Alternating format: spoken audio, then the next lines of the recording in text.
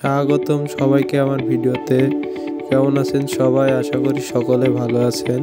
তো আজকে চলে আসলাম ধান খেতে কীটনাশক স্প্রে করতে। তো স্প্রে করার জন্য প্রথমে স্প্রে মেশিনের ঢোকটি জল দিয়ে ভরে নিলাম। ধান খেতের নোংরা জল দিয়ে ভরে নিচ্ছে, এই জন্য জল ভালোভাবে ছেঁকে ঢোকে ভরতেছি। জল ভরা হয়ে গেছে, কীটনাশকও দিয়ে দিছি এর ভিতরে। এখন ঢোকটা তুলে স্প্রে করব। ঢোকটা আপনার 18 লিটার জল ধরে, আর ব্যাটারি মোটর দিয়ে 4-5 কেজি হতে পারে। এটা চার্জিং স্প্রে মেশিন, রেগুলেটর এবং সুইচ আছে। সুইচে একদম সরাসরি ডাইরেক্ট স্প্রে করে এবং রেগুলেটরে কম বাড়া করে স্প্রে করা যায়। ধান বড় বড় হয়ে গেছে, এই জন্যই এই স্প্রে মেশিনগুলো ব্যবহার করি।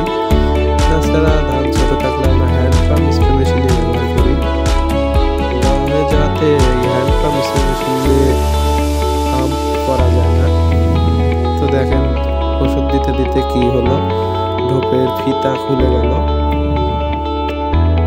ধান বড় হয়ে গেছে তো স্প্রে করা অনেক কষ্টকর হয়ে যায়। ফিতা খুলে গেছে, আবার বয়ে বয়ে আসতেছে ধান খেত থেকে।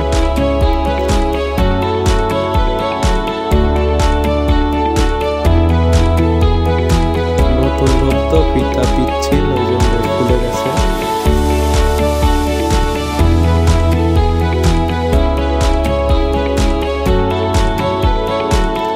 ছোট ভাই বুঝতেছে না কিভাবে কি করবে, কিভাবে লাগাবো এটা বুঝতেছে না, তাই ঢোপকে আবার নামানো হলো।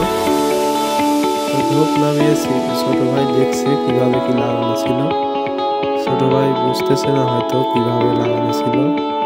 ছোট্ট আর একটু প্লাস্টিক যা ধান খেতে পড়ে গেছিল, পরে আমি ঠিকঠাক করে লাগিয়ে দিলাম। তো ধন্যবাদ সবাইকে, অবশ্যই সবাই পাশে থাকবেন।